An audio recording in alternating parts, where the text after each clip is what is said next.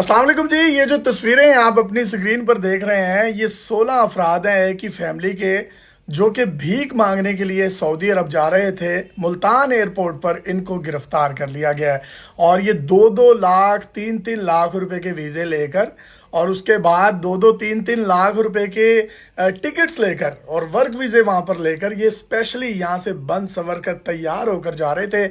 और झांसा जो देने में कामयाब हुए, ये इनिशियली इमिग्रेशन और एयरपोर्ट हुकाम को उसके मुताबिक इन तमाम लोगों ने अपने सरों पर, ये देखें कि जो इनका एक मर्द है उसने टोपी पहनी हुई है और मफरल जो है अपने कांधों पर रखा हुआ है, जबकि जो ये तमाम की तमाम खवातीन हैं इन्होंने बुरके पहने हुए हैं। इन्होंने तासुर यही दिया कि ये शायद वहाँ पर कोई उम्रा करने के लिए जा रहे हैं। एफआईओ को थोड़ी सी इनकी चाल ढाल और इनकी बातचीत से शक गुजरा। उन्होंने थोड़ी सी इनसे पूछगछ की, जिसके बाद इन्होंने सच उगलना शुरू कर दिया और इनका कहना था कि हम 16 अफराद हैं, जिनमें 11 खवातीन, 5 मर्द और 1 बच्चा है।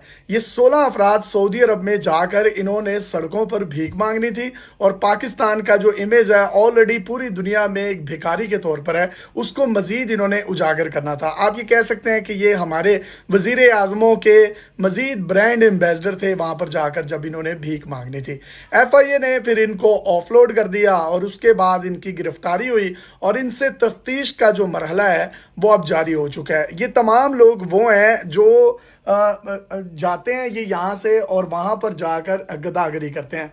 इनसे जब तफ्तीश की गई तो इन्होंने मजीद ये भी बताया कि हमें 3 एजेंट्स हैं जिन्होंने हमारे ये सारे टिकट्स के पैसे भरे हैं, हमारे वीज़े लगवाए हैं और उन्हीं 3 एजेंट्स ने सऊदी अरब में हमारी रिहाइश का भी बंदोबस्त किया है, जहाँ पर जाकर हमने रहना था, रात के टाइम हमने सोना था, 3 टाइम का हमें खाना मिलना था, रिहाइश मिलनी थी और दिन के टाइम हमने तपती हुई सड़कों पर सऊदी अरब में गदागरी करनी थी। और जो पैसे होने थे वो हमारे और एजेंट्स के 50-50 होने थे, यानी जो ये कमाई करते 50% इनकी होती और 50% जो अमाउंट है वो इन्होंने एजेंट्स को पे करनी थी। तो इसको गिरफ्तार क्यों किया गया है भाई? हमारे वजीर आजम तक हम बहैसियत कौम जो है सारे मुल्कों में जाते हैं, भिखारियों की तरह मांगते हैं, तो अगर ये साथ चले गए, ये भी मांगने गए हैं, तो ये तो ब्रांड एम्बेसडर है, इनकी तो कदर करनी चाहिए। पूरी दुनिया हमें किस तरह से हकारत की नज़र से देखती है, कशकोल हमारे हाथों में होते हैं। अभी सेक्रेटरी ओवरसीज हैं, उन्होंने सेनेट में ये बयान दिया है कि पूरी दुनिया में जितने भी गदागर डिपोर्ट होते हैं उन मुल्कों में, उनमें 90% 90% पाकिस्तानी हैं। अब ये कितनी हमारे लिए बहैसियत कौम, बहैसियत मुआशरा एक शर्म की बात है कि 90% पूरी दुनिया में जितने भी लोग गदागरी करते हैं उन्होंने इसको एक प्रोफेशन बना लिया हुआ है। और अभी जापान ने तकरीबन 3,40,000 स्किल्ड लेबर, उनको हुनरमंद अफराद चाहिए थे, 1.5 लाख अफराद इंडिया ने वहां पर भेजे। नेपाल जैसा एक थर्ड वर्ल्ड कंट्री जो पाकिस्तान से भी गया गुजरा है, उसने 91,000 लोगों को वहां पर भेजा है। बांग्लादेश और श्रीलंका की बात करूं तो उन्होंने भी हजारों लोगों को भेजा। और पाकिस्तान से कितने लोग गए हैं? सिर्फ 200। 3,40,000 लोगों में से पाकिस्तान में से सिर्फ 200 गए हैं, जबकि हमसाए ममालिक ने जो है वो 1,91,000 इस तरह के। और ये तमाम तर तफसीलात ऑन रिकॉर्ड हैं जो कि सेक्रेटरी ओवरसीज ने सेनेट में जमा करवाई हैं और ये तमाम का तमाम जो है ये सरकारी सतह पर ये फिगर आउट्स जो हैं वो दिए गए हैं।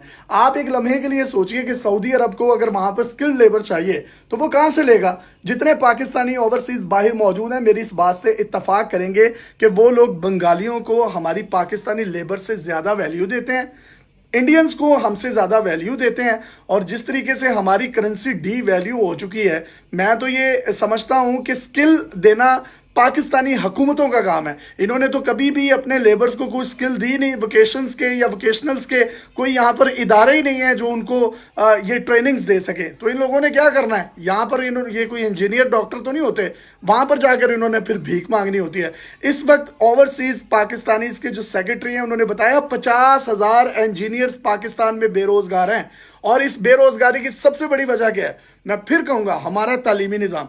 हमारी जो प्राइवेट सेक्टर यूनिवर्सिटीज़ हैं ये 25-25, 30-30 लाख में लॉजिस्टिक्स डालकर 50-50 लाख में 4 साल की डिग्रीज देती हैं स्टूडेंट्स को। वो इंटरव्यू के लिए जाते हैं, उनके पास स्किल ही नहीं होती, उनको पता ही नहीं होता, उन्होंने थ्योरी पढ़ी होती है और थ्योरी में भी वो नले होते हैं और वैसे बज़ाहिर वो बड़े ठीठे बने होते हैं। बहुत से लोग ऐसे हैं, आप अपनी क्लास फेलोज में से देख लें, جن کے 4 جی پی آتے تھے، جن خواتین کے یا جن مردوں کے، وہ آج کہاں پر ہیں؟ مطلب ان کے جی پی ایس تو بہت اچھے تھے لیکن وہ پریکٹیکل فیلڈ میں بہت پیچھے رہ گئے۔ یہی وجہ ہے کہ یہ سارے کے سارے وہاں پر جا کر بھی اسکل کوئی ہوتی نہیں ہے، مانگنے پر پھر مجبور ہو جاتے ہیں، اتنے زیادہ پیسے لگائے ہوتے ہیں۔ تو یہ تمام لوگ، یہ جو 16 کے 16 افراد گرفتار ہوئے ہیں، اب ان کی تو گرفتاری ہو گئی ہے، لیکن میں یہ سمجھتا ہوں یہ تو پاکستان میں زر مبادلہ بھیج رہے تھے، آپ کس منہ سے ان کو پکڑ کے گرفتار کرتے ہیں؟ ہمارا اوپر سے لیکن نیچے تک سسٹم ہی جو ہے وہ مانگنے پہ تلا ہوا ہے۔ تو جناب یہ خبر تھی، اب آپ کامنٹ سیکشن میں بتائیں کہ میں ٹھیک کہہ رہا ہوں یا غلط کہہ رہا ہوں، کیا جو اوورسیز پاکستانی ہیں ان کو کس طرح سے ٹریٹ کیا جاتا ہے اور اسپیشل پروٹوکول بنگالیوں اور انڈینز کو نہیں دیے جاتے اوورسیز میں، وہ آپ خود بتائیں گے۔